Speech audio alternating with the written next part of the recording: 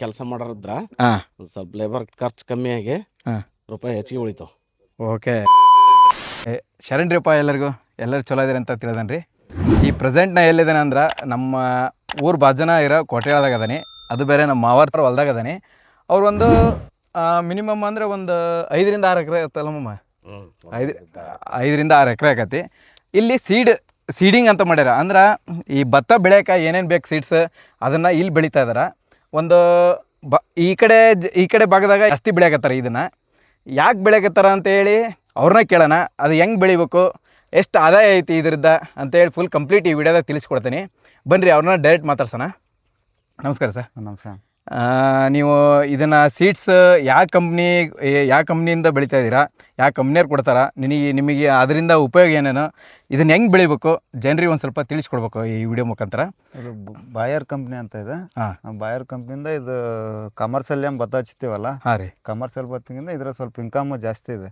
ಹೌದಾ? ಎಷ್ಟು ಇನ್ಕಮ್ ಕೊಡುತ್ತೆ ಒಂದು ಎಕರೆಗೆ? ಇನ್ಕಮ್ 120, 130 ಲೆಕ್ಕಕ್ಕೆ ಬರುತ್ತೆ. 1,20,000. 1,20,000, 1,30,000 ಲೆಕ್ಕಕ್ಕೆ ಬರುತ್ತೆ. ಹೌದ್ರಾ? ಕಮರ್ಷಿಯಲ್ ಹಚ್ಚಿದ್ರೆ ಒಂದು 70,000-80,000 ಅಂದ್ರೆ ಒಂದು 50,000ಕ್ಕೆ ಅದಕ್ಕೆ ಇದಕ್ಕೆ ಡಿಫ್ರೆನ್ಸ್. ಹೌದ್ರಾ? ಈ ಬಯರ್ ಕಂಪ್ನಿ ಅಂತೀರ, ಬಯರ್ ಕಂಪ್ನಿ ಬಂದ್ಬಿಟ್ಟು ಯು ಎಸ್ ಎ ಕಂಪ್ನಿ. ಹೌದ್ರಾ? ಅವ್ರ ಕಡೆಯಿಂದ ಏನೇನು ಕೊಡ್ತಾರ ಈ ಬೆಳಿಬೇಕಂದ್ರ? ಈ ಬೆಳಿಬೇಕಂದ್ರೆ ಏನಿಲ್ಲ, ಅವ್ರ ಔಷಧಿ ಏನೋ ಈ ಸಲ ಔಷಧಿ ಸ್ವಲ್ಪ ಟಾರ್ಗೆಟ್ ಹಾಕ್ಯಾರ ಅಷ್ಟೇ. ಹೌದ್ರಾ? ಯಾವ ಔಷಧಿ ಕೊಟ್ಟಾರ? ಅದು ಎಸ್ಪೆಷಲಿ ಬುಡ ಕೊಳೆ ರೋಗ. ಬುಡ ಕಳೆ ರೋಗ ಅಂತ ಹೇಳಿ. ಇದು ನಿಮ್ದು ಇದು ಮೇನ್ ಪ್ರಾಬ್ಲಮ್ ಅನ್ಸತ್ತೆ ಮೇ ಬಿ. ಇದು ಬುಡ ಕೊಳೆ ರೋಗ ಅಂತ ಹೇಳಿ ಮೇನ್ ಪ್ರಾಬ್ಲಮ್. ಹಾಂ. ಹಂಗಾರೆ ನೀವು ಎಷ್ಟು ತಿಂಗಳು ಬೇಕಾಗತ್ತೆ ಈ ಬೆಳೆ ಬೆಳಿಬೇಕಂದ್ರೆ? ಇದು 4 ತಿಂಗಳು ಬೇಕು. 4 ತಿಂಗಳು ಬೇಕು. ಒಕ್ಕಲು ಮಾಡ್ತೀವಿ 4 ತಿಂಗಳು ಬೇಕು. ಅಂದ್ರೆ ಈಗ ಒಂದು 2 ಟೈಪ್ ಬೆಳೆದಿರಾ, ಒಂದು ಮೇಲ್ ಬೆಳೆದಿರಾ, ಒಂದು ತೆಳ ಬೆಳೆದಿರಾ. ಇದ್ರೊಳಗೆ ಏನಿದೆ ಇದ್ರದ್ದು ವ್ಯತ್ಯಾಸ ಏನು? ಇದ್ರದ್ದು ಇದು ಲೈನ್ ಇದೆ ಅಲ್ರಿ, ಇದು ದೊಡ್ಡದು ಹೈಟ್ ಇದೆಲ್ಲ. ಹೈಟ್ ಇದೆ ಅಲ್ಲ, ಅದು ಗಂಡು. ಅದು ಹೌದ್ರಾ?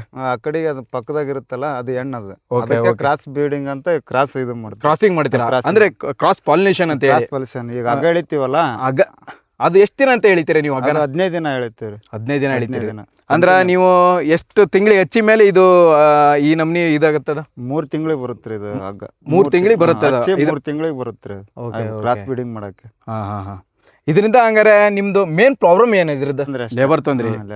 ಅಂದ್ರೆ ಈ ಬಿಸಿಲ್ನಾಗ ಹೊಡ್ಯಾಕಾಗಲ್ಲ, ಯಾರು ಬರಲ್ಲ. ಆಮೇಲೆ ಇದು ಬಿಸಿಲಿಂದ ಇದು ಅಲ್ಲಿ ಹಗ್ಗ ಎಳ್ಯಾಕ ಬರ್ತಾರೆ. ಔಷಧಿ ಹೊಡ್ಯೋದು ಸಾಲಿಗೆ ಫಸ್ಟಿಗೆ ಬೇರೆ ಹೊಡಿಬೇಕು. ಗಂಡಿಗೆ ಬೇರೆ, ಹೆಣ್ಣಿಗೆ ಬೇರೆ ಅಂತ. ಇದು ಹೈಟ್ ಇರುತ್ತಲ್ಲ, ಹೈಟಿಗೆ ಬೇರೆ ಹೊಡಿಬೇಕು, ಹೆಣ್ಣಿಗೆ ಬೇರೆ ಹೊಡಿಬೇಕು. ಅವಾಗ ಪ್ರಾಬ್ಲಮ್ ಆಗ್ಲೇ ಬರುತ್ತೆ. ಅಂದ್ರೆ ಹೆಂಗೆ ಅರ್ಥ ಆಗ್ಲಿಲ್ಲ ಇನ್ನೊಂದು ಟೈಮ್ ಹೇಳಿ. ಈ ಲೈನ್ ಇದೆ ಅಲ್ಲ, ಈ ಲೈನಿಗೆ ಒಂದ್ಸಲ ಸಪ್ರೇಟ್ ಒಂದ್ಸಲ ಹಿಡಿಬೇಕು. ಆಮೇಲೆ ಆ ಕಡೆ ಅದಕ್ಕೆ ಒಂದ್ಸಲ ಕಾಮನ್ ಹೊಡಿಬೇಕು. ಓಕೆ. ಅವಾಗೆ ಲೇಬರ್ ಪ್ರಾಬ್ಲಮ್. 3 ಸತಿ ದಿನಕ್ಕೆ 3 ಸತಿ ಹೊಡಿಬೇಕು? ಅಲ್ಲ 3 ದಿನಕ್ಕೆ ಒಂದ್ಸಲ. ದಿನಕ್ಕೆ ಒಂದ್ಸತಿ. ಇವತ್ತು ಗಂಡಿಗೆ ಹೊಡಿದ್ವಾ, ಗಂಡಿ ನಾಳೆ ಇದು ಹೆಣ್ಣಿಗೆ ಅಷ್ಟೇ. ಓಹೋ, ಇಷ್ಟ ಅಂದ್ರೆ ಅದಿಷ್ಟಕ್ಕಷ್ಟೇ. ಎದಕ್ಕೆ ನಾವು ನಾಳಿಕೆ ಹೊಡಿತೀವಲ್ಲ, ಇದ್ರದ್ದು ಇದಕ್ಕೆ ಟಚ್ ಆಗಂಗಿಲ್ಲ ಔಷಧಿ. ಅದು ಜೈತ್ರಿ ಅಂತ ಇದು ಒಂದು ಇದು ಬರುತ್ತೆ, ಔಷಧಿ ಬರುತ್ತೆ, ಸ್ಪ್ರೇ. ಅದು ಸ್ಪ್ರೇ ಅದಕ್ಕಷ್ಟೇ ಇದು ಮಾಡ್ಬೇಕು. ಹಂಗಾರೆ ಅದು ಜೈತ್ರಿ ಅಂದ್ರಲ್ಲ, ಅದು ಯಾವ ಸ್ಪ್ರೇ ಅಂದ್ರೆ? ಈಗ ಒಂದು ನೀವು ಹೇಳಿದ್ರಲ್ಲ ಬುಡಕ್ಕೆ ಅದು ಏನೋ ಒಂದು ಯಾವ್ದೋ ಒಂದು ಅದು ಹೈಟ್ ಬರ್ಲಿ ಅಂತ ಸಿಕ್ಕಂದಿರ್ತಲ್ಲ, ಅದು ಕ್ಲಿಯರ್ ಆಗಿ ಬರಕ್ಕೋಸ್ಕರ ಅದನ್ನ ಸ್ಪಿರಿಟ್ ಕೊಡ್ತಾರೆ. ಎಕರೆಗೆ 150 ಗ್ರಾಮ್, ಆಮೇಲೆ 10 ಗ್ರಾಮ್ ಒಂದು ಚೀಟ್ ಕೊಡ್ತಾರೆ. ಆ ಚೀಟ್ ಹಾಕ್ಯಂಡು ಅದನ್ನ ಕರಗಿಸಿ ಕ್ಲೀನಾಗಿ ಸ್ಪ್ರೇ ಮಾಡ್ಕೊಂಡ್ರೆ ಹೊಡಿ ಕ್ಲಿಯರ್ ಆಗಿ ಕಡಿಗೆ ಬರ್ತದೆ ಅದು. ಓಕೆ. ಅಂದ್ರೆ ನೀವು ಡೈರೆಕ್ಟ್ ಹೇಳ್ತೀರಾ ಈಗ ಅದು ಹೂ ಬರಕ ಅದನ್ನ ಕೊಡ್ತಾರ ಅಂತ? ಹೂ ಬರಕಾಗಿನ ಅದೇ ಮೇನ್ ಇಂಪಾರ್ಟೆಂಟ್ ಇದ್ರೊಳಗೆ. ಅದ. ಹಂಗಂದ್ರೆ ನೀವು ಇದನ್ನ ಬೆಳೆಯಕ್ಕೆ ಏನೇನು ಬೇಕು? ಇದು ಬೆಳಿಬೇಕಂದ್ರೆ ಎಸ್ಪೆಷಲಿ ಬೆಳಿಬೇಕಂದ್ರೆ ಏನು ಬೇಕಾಗಿಲ್ಲ, ಇದಕ್ಕೆ ಲೇಬರ್ ಬೇಕು. ಹೆಚ್ಚಾನ ಲೇಬರ್ ಬೇಕು. ಲೇಬರ್ ಇದ್ರೆ ಬೆಳೆಯಕತಿ. ನೀರು ಸಫಿಷಿಯೆಂಟ್ ಇರ್ಬೇಕು. ಆಮೇಲೆ ಇದು ಗಂಡು ಕಟಾವ್ ಮಾಡಿ ಕಡೆಗೆ ತಗೊಂಡ್ ಹೋಗೋದು ಒಟ್ಟು ತ್ರಾಸ ಆಕತಿ. ಸಪ್ರೇಟ್ ಕೊಯ್ಬೇಕು ಇದನ್ನ ಗಂಡ. ಈ ಲೈನ್ ಏನೈತಲ್ಲ, ಇದನ್ನ ಸಪ್ರೇಟ್ ಕೊಯ್ದು ಕಡೆಗೆ ಹಾಕ್ಬೇಕು. ಕಡೆಗೆ ಹಾಕಿ ಆಮೇಲೆ ಮಿಕ್ಸ್ ಆರಿಸಿದಾದ್ಮೇಲೆ ಕಂಪ್ನಿಯವ್ರು ಬಂದು ಹೋದ್ಮೇಲೆ ಮಿಷಿನ್ ಕಳಿಸ್ತಾರೆ ನಮಗೆ ಕೊಯ್ಯಕ್ಕೆ. ಹಂಗಾರೆ ಕಂಪ್ನಿಯವರು ಯಾವ್ದು ತಗೊಂತಾರೆ? ಹೆಣ್ಣು ತಗೊಂತಾರೋ ಗಂಡು ತಗೊಂತಾರ? ಹೆಣ್ಣು ತಗೊಂತಾರೆ. ಗಂಡು ತಗೊಳಲ್ಲ ಅವರು. ಗಂಡು ಇಲ್ಲೇ ನಾವು ಯಾರಿಗಾರ ಬೇರೆ ಕೊಡ್ಬೇಕು. ಕಮರ್ಷಿಯಲ್. ಓಕೆ.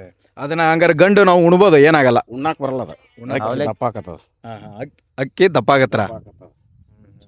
ಫಸ್ಟ್ ಜಿಯಾ ಅಂತ ಬರುತ್ತಲ್ಲ, ಇದು ಯಾವ್ದು ಜಿಯಾ ಭತ್ತ ಟೈಪ್, ಅದು ಆ ಟೈಪ್ ಬರ್ತೈತಿ ಇದು. ಈ ಕಂಪ್ನಿಯವರು ನಿಮಗೆ ಎಷ್ಟು ಪ್ರಾಫಿಟ್ ಕೊಡ್ತಾರ? ಇದರಿಂದ ಎಷ್ಟು ಪ್ರಾಫಿಟ್ ಆಗುತ್ತೆ ನಿಮಗೆ? ನಮಗೆ ಅನುಕೂಲ ಐತಿ ಇದು ಎಕರೆ ಒಂದು 21-30 ಬರ್ತೈತಿ. ಖರ್ಚು ಒಂದು 45,000 ಬರ್ತೈತಿ. ಆಮೇಲೆ ಈ ಗಂಡು ಕೊಯ್ದದ್ದು ಇದೇನು ಗಂಡು ಬರ್ತೈತಲ್ಲ, ಇದ್ರಾಗೆಲ್ಲ ಕೊಯ್ದದ್ದು ಹಚ್ಚಿದ್ದು ಇದೆಲ್ಲ ಲೇಬರ್ ಕಾಸ್ಟ್ ಅದ್ರಾಗ ಹೋಗುತ್ತೆ. ಅದ್ರಾಗ ಹೋದ್ಮೇಲೆ ನಮಗೆ ನಿವ್ವಳವಾಗಿ ಇದು ಹೆಣ್ಣೇನು ಬತ್ತಿರ್ತೈತಲ್ಲ ಅದನ್ನು ಕಟಾವು ಮಾಡಿ ಮ್ಯಾಕ ಅದ್ರದ್ದು ಉಳ್ಕೊಂತೈತೆ ನಮಗೆ. ಈಗ ನೀವು ಹೇಳಿದ್ರಿ ಏನಪ್ಪ ಅಂತಂದ್ರೆ ಈ ಕಂಪ್ನಿಯವರು ತಗೊಂಡು ಹೋಗ್ಯಾರ ಅಂತ ಹೇಳಿ, ನಿಮಗೆ ಅವ್ರ ಕಂಪ್ನಿಯವರು ನಿಮಗೆ ಎಷ್ಟು ಪರ್ಸೆಂಟ್ ಕೊಡ್ತಾರೆ ಇದ್ರ ಮೇಲೆ? ಏನಿದ್ರ ಪರ್ಸೆಂಟ್ ಅಂತ ಸ್ಟಾರ್ಟಿಂಗ್ ಬೆಳೆಯಕ್ಕೆ ಸ್ಟಾರ್ಟಿಂಗ್ ಬೆಳೆಯಕ್ಕೆ ಎಕರೆಗೆ ಒಂದು 10,000 ಹಾಕ್ತಾರೆ. 10,000 ಟೈಮ್ ಎಕರೆಗೆ 10,000. ಹಾಂ ಅಲ್ಲ ನಮ್ದ್ರಾಗ ಹಿಂದೆ ಸೀಡ್ ಏನು ಹೋಗಿರ್ತೈತಲ್ಲ ಅದ್ರ ಕಟ್ ಮಾಡ್ಕೊಂತಾರ. ಅದನ್ನ ಕಟ್ ಮಾಡ್ಕೊಂತಾರ ಅವ್ರು ಲೇಬರ್ ಕಾಸ್ಟ್ಗೆ ಅಂತ ಹೇಳಿ ಒಂದು ಫಸ್ಟಿಗೆ 10,000 ಕೊಡ್ತಾರೆ. ಆಮೇಲೆ ಕ್ರಾಸ್ ಲೆವೆಲಿಗೆ ಬಂದಾಗ ಒಟ್ಟು ಟೋಟಲ್ ಒಂದು ಎಕರೆಗೆ ಒಂದು 30,000 ಕೊಡ್ತಾರೆ ಅವ್ರು. ಹೌದ್ರಾ? ಹಂತವಾಗಿ ಈಗ ಅವರು ಒಂದು ಕಂಡೀಷನ್ಸ್ ರೂಲ್ಸ್ ಅಂಡ್ ರೆಗ್ಯುಲೇಷನ್ಸ್ ಇರ್ತಾವ ಒಂದೊಂದು ಕಂಪ್ನಿವು. ಹೌದು. ಈಗ ಅವ್ರದ್ದು ರೂಲ್ಸ್ ಏನೇನು ಇರುತ್ತೆ? ಮಿಕ್ಸ್ ಬರಬಾರ್ದು ಎಸ್ಪೆಷಲಿ ಮಿಕ್ಸ್ ಬರಬಾರ್ದು. ಬೇರೆ ಭತ್ತ ಮಿಕ್ಸ್ ಇರಂಗಿಲ್ಲ. ಕ್ವಾಲಿಟಿ ಕೊಡ್ಬೇಕು. ಕ್ವಾಲಿಟಿ ಕೊಡ್ಬೇಕು ಅವರಿಗೆ. ಮತ್ತೆ ಇನ್ನೊಂದು ಏನೋ ಹೇಳಿದ್ರು, ಇಲ್ಲಿ ನೀವು ಕಟಾವ್ ಆಗಿ ಮೇಲೆ ಇಲ್ಲೊಂದು ತೂಕ ಬರುತ್ತೆ, ಅವ್ರ ಕಂಪ್ನಿ ಸೀದಾ ಬಯರ್ ಕಂಪ್ನಿಗೆ ಹೋಗ್ತಲೆ ಅಲ್ಲಿ ಒಂದು ಸ್ವಲ್ಪ ತೂಕ ಹೆಚ್ಚು ಕಮ್ಮಿ ಆಗುತ್ತೆ ಅಂತ ಹೇಳಿ, ಅದೇನರ ಇದೇನಾ? ಏನಲ್ಲ, ಒಂದು ಕ್ವಿಂಟಲ್ಗೆ 6-8 kg ಅದನ್ನ ಕಟ್ ಮಾಡ್ತಾರ ಜಲ್ಡಿಗೆ ಹಾಕ್ತಾರ. ಅದನ್ನ ಇದು ಕಟಾವ್ ಮಾಡ್ಬೇಕಾರ ಅಕ್ಕಿ ಬರ್ತದೆ ಸ್ವಲ್ಪ. ಎಣ್ಣೆ ಓಪನ್ ಆಗಿ ಮುಚ್ಚಿರ್ತಲ್ಲ ಅದು ಅಕ್ಕಿ ಬರೋದ್ರದ್ದ ಅಲ್ಲಿ ಜಲ್ಡಿಗೆ ಹಾಕಿ ಆಮೇಲೆ ಯಾವರ ಮಿಕ್ಸ್ ಭತ್ತ ಹೋಗಿದ್ರ ಅವನಷ್ಟು ಎಲ್ಲ ಇದು ಜಲ್ಡಿ ಪಲ್ಡಿ ಹೊಡೆದು ಎಲ್ಲ ರೆಡಿ ಮಾಡಿ ಕಂಪ್ನಿ ಒಳಗೆ ಅದನ್ನ ನೂವಳ ತೂಕ ಕೊಡ್ತಾರೆ. ನೀವಳ ತೂಕನ ಹಂಗಾರೆ ನೀವು ವರ್ಷದ ಒಂದೇ ಬೆಳೆ ಏನಾ ಅದು? ವರ್ಷಕ್ಕೆ ಒಂದೇ ಸಲ ಇದು. ಆದ್ರೆ ಬೇಸಿಗೆ ಅಷ್ಟ ಹಚ್ಬೇಕು. ಬೇಸಿಗೆಗಾಲದಾಗ ಹಚ್ಚದ ಅಷ್ಟೇ. ಮಳೆಗಾಲ ಕೊಡಲ್ಲ ಇವರು. ಮಳೆಗಾಲಕ್ಕೆ ಕೊಡಲ್ಲ. ಮಳೆಗಾಲಕ್ಕೆ ಏನು ತೊಂದರೆ ಆಗುತ್ತೆ ನಿಮ್ಮ ಕಡೆ ಅವ್ರ ಕಡೆಯಿಂದ? ಏನು ರೂಲ್ಸ್ ಇದೆ ಮಳೆಗಾಲಕ್ಕೆ ಬೆಳೆ? ಅಂದ್ರೆ ಮಳೆಗಾಲಕ್ಕೆ ಪೌಡರ್ ಬರಲ್ಲ ಇದು. ವಾತಾವರಣ ಹೂ ಬಿಡಲ್ಲ ನಿಮ್ಮ ಪ್ರಕಾರ? ಹೌದು, ಅದೇ ಹೂವ ಮೇನು. ಓಕೆ, ಪೌಡರ್ ಬರಲ್ಲ. ಸರಿ ಹಂಗಾರೆ ಇಲ್ಲಿ ಆಲ್ಮೋಸ್ಟ್ ಆಲ್ ಎಲ್ಲ ಕಡೆ ನೋಡ್ಕೊಂತ ಬಂದೇನೋ. ಇಲ್ಲಿ ಆಲ್ಮೋಸ್ಟ್ ಆಲ್ ಇಲ್ಲಿ ಈ ಗ್ರಾಮದಾಗ ಎಷ್ಟು ಎಕರೆ ಬೆಳೆದಿರ್ಬೋದು ನಿಮ್ಮ ಪ್ರಕಾರ? ಒಂದು 600 ಎಕರೆ ಐತಿ. 600 ಎಕರೆ? 600 ಎಕರೆ ಅಂದರೆ ಓಕೆ, ಒಂದು 2 ಎಕರೆ 3 ಎಕರೆ ಇದ್ದಾರೆ ಸಂಪರ್ತಾರ ಇದ್ರದ್ದು ಆದಾಯ ಪಡ್ಕೊಂಡು. ಮನ್ಯಾಗ ಕೆಲಸ ಮಾಡೋರಿದ್ರ ಸ್ವಲ್ಪ ಲೇಬರ್ ಖರ್ಚು ಕಮ್ಮಿ ಆಗಿ ರೂಪಾಯಿ ಹೆಚ್ಚಿಗೆ ಉಳಿತಾವ. ಓಕೆ. ಹಗ್ಗ ಎಳೆದು ಹೆಂಗಂತ ತೋರಿಸ್ತಾರೆ ನೋಡಿ ಇಲ್ಲಿ. ಈ ನಿಮ್ನಿ ಆಲ್ಮೋಸ್ಟ್ ಅಲ್ಲೂ 3 to 4 times ಎಷ್ಟಿರ್ತಾವಲ್ಲ ಅಷ್ಟು ಎಳಿತಾರಂತೆ. ಅದು ಇದು ಒಂದು ದೊಡ್ಡ ಕಷ್ಟ ಅಂತ ಇವರಿಗೆ, ರೈತರಿಗೆ. ಅಂದರೆ ಈಗ ಕಂಪ್ಲೀಟ್ ಇದು ಪಾಲಿನೇಷನ್ ಮಾಡ್ಬೇಕಲ್ಲ, ಆ ಪಾಲಿನೇಷನ್ ಮಾಡೋಕ್ಕೋಸ್ಕರ ಇದು ಒಂದು ಸ್ವಲ್ಪ ಎಫೆಕ್ಟ್ ಮಾಡುತ್ತೆ ಅವ್ರಿಗೆ. ಇದೋ ಒಂದು ಬಿಗ್ ಪ್ರಾಬ್ಲಮ್ಮು. ಅಂದರೆ ಲೇಬರ್ ಸಿಗಲ್ಲ. ಇಲ್ಲಿ ನೋಡ್ಬೋದು ನೀವು, ಟೆಂಪ್ರೇಚರ್ ಅಂತೂ ಎರಬೇರಿ ಐತಿ. ಅಂದರೆ ಟೆಂಪ್ರೇಚರ್ ಆಲ್ಮೋಸ್ಟ್ ಆಲ್ ಒಂದು 35 to 40 ಐತಿ. ಇಲ್ಲಿ ಬರೋಣ ಇಲ್ಲಿ ಬಾ ನೋಡಿ. ಇಷ್ಟು ಸಿಂಪಲ್ ಕ್ರಾಸ್ ಪಾಲಿನೇಷನ್ ಇದು. ಅಂದರೆ ಒಂದು ಮೇಲೆ ಹೆಣ್ಣಿರುತ್ತಲ್ಲ, ಅದು ಮೇಲೆ ಗಂಡು ಇರುತ್ತಲ್ಲ, ಆ ಪಾಲಿನೇಷನ್ ಥ್ರೂ ಈಗ ಹೆಣ್ಣಿಗೆ ಇದಾಗತ್ತೆ. ಅದು ಅಂದರೆ ಪೌಡ್ರ್ ಅದ್ರ ಮೇಲೆ ಬೀಳುತ್ತೆ. ಅದ್ರ ಮೇಲೆ ಬಿದ್ದ ಮೇಲೆ ಅದು ಕಂಪ್ಲೀಟಾಗಿ ಬೀಜ ಕನ್ವರ್ಟ್ ಆಗುತ್ತೆ.